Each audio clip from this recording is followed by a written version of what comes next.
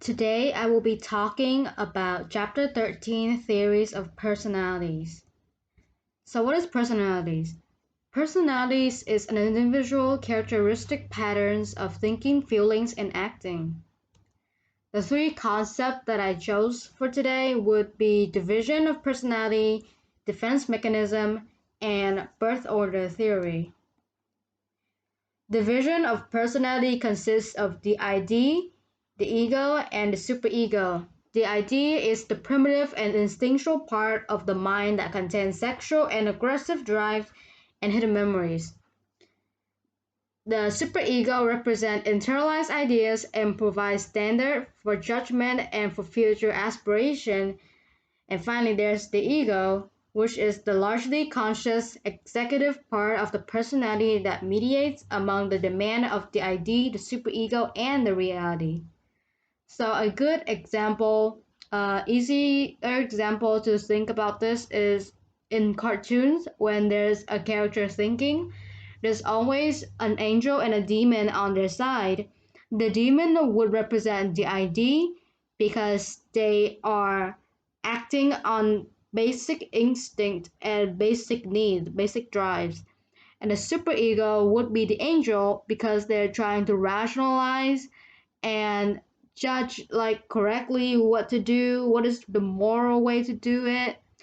And the ego would be the person who is having those two standing on the side because they're the one that's going to carry out the action. So they take idea from both of them and applies reality to see what works. And there's the diagram of the iceberg of the division of personalities, where it shows that the ID and the superego is largely unconscious, and the ego is the preconscious one, which is like the more conscious one. Defense mechanism. Defense mechanism is the unconscious psychological operation that functions to protect a person from anxiety-producing thought and feeling related to internal conflict and outer stressor. So in this picture, these are the common defense mechanism, and I'm gonna go deeper into them. The first one is repression. Repression is the basic defense mechanism that banish anxiety-arousing thought, feelings, and memories from consciousness. So an example that I choose for this is incest, where it could be where these two persons love each other and they don't want to deal with the fact that incest is morally wrong. So they would block that thinking all at once so they don't have to think about the consequence of their actions. They don't want to think about what is they're doing and what other people might think about it. Regression. Regression is an individual faced with anxiety retreat to a more infantile psychological stage where some physics energy remains fixated. So in this picture, it shows a girl getting smaller, but this is not how it affect like physically, but it's just like in your mental mind, you're reverting, you're being a baby. So an example is a person going through a hard time, and to defend themselves, they start to suck on the thumb, mess up their speech like how a baby would talk, and start crying because being a baby makes them feel safe and protective and oblivious.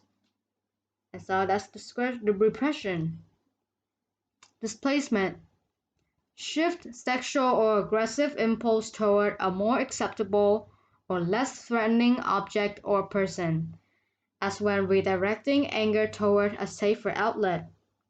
So, for repression, I choose an example is that a person going through a hard time to defend themselves, and a person have a beef with their boss at work, and they want to express it somewhere, but they cannot express it on the boss because if they do it, they might get fired.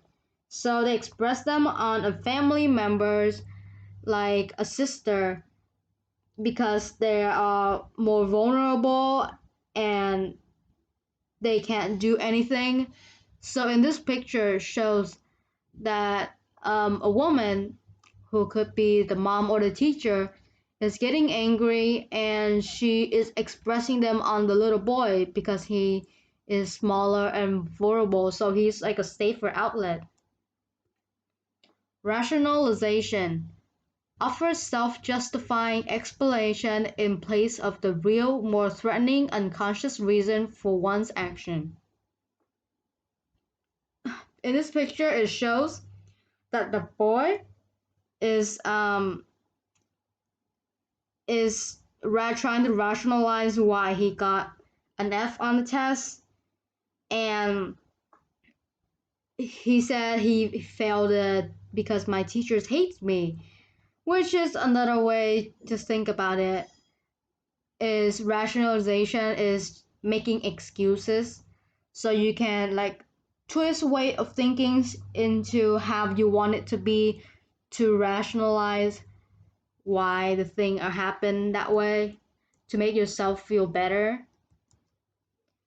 Next is denial. People refuse to believe or even to perceive painful realities. And I choose this picture because I think it captures perfectly what denial is. No fine person would really say they're fine because why would they? So yeah, she's not fine at all. She's not denying the fact that she's not fine by saying she's fine. Projection. People disguise their own threatening impulse by attributing them to others. So, example I use for this is a couple fighting. The girl is getting annoying and she doesn't want to admit it. So she say that the guy is the one that's being annoying.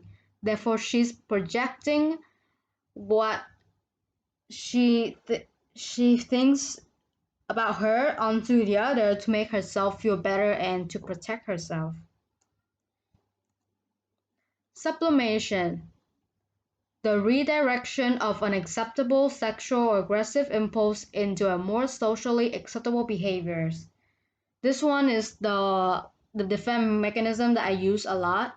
So for example, if I was sad or was angry or was frustrated, I would get out a piece of paper and draw to direct my emotion into the drawings. Or I would go to play badminton because the whoosh sound of the racket makes me feel calm. And another example that I use for this is from the movie Mean Girls. Regina George at the very end she played hockey to direct her aggressions elsewhere, and I think it was a good example. Reaction formation. The ego unconsciously switch an acceptable impulse into the opposite. Thus, people may express the feelings that are opposite of the anxiety arousing unconscious feelings. In this drawing, it shows that a girl is gonna punch the other girl, but in her mind, she really likes the other girl, but she want to protect herself, so she act in a different way, the opposite way. And another example that I choose for this is when a teenager wants to express their gratitude to their parent, but they don't want to be seen as vulnerable. They will express that feeling in the opposite way by yelling against the parent or something like that.